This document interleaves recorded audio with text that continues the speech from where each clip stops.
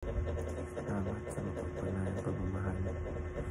Welcome to our 365 daily devotion.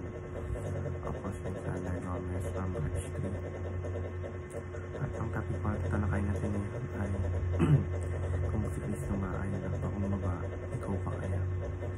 Yan po ang ating pag-aaral po sa Philippians chapter 2 verse 5 to 8. At buksan po natin ang ating puso at isip sa mga nakasalita ng Diyos.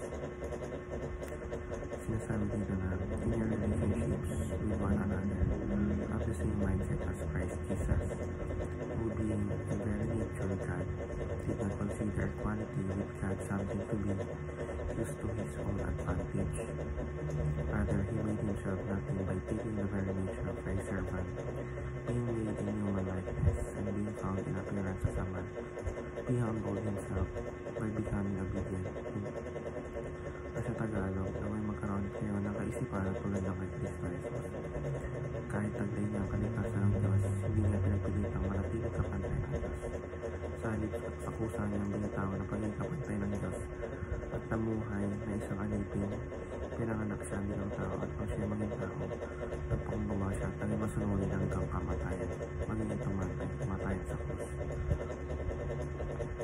Teaching number 1, Christ, the supreme leader of Christians, humbled himself.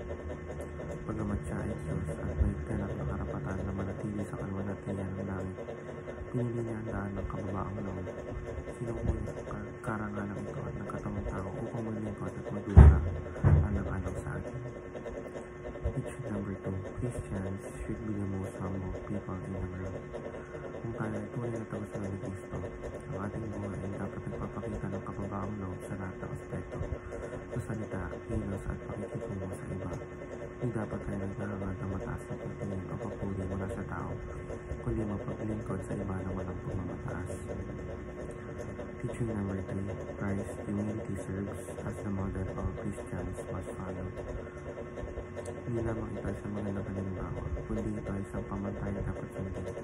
Ang buong buhay ni Jesus ay nakasentro sa kababaang loob mula sa kanyang pagsilang sa sadsabay, sa kanyang pamumuhay bilang alipin hanggang sa kanyang kapatayan sa krus.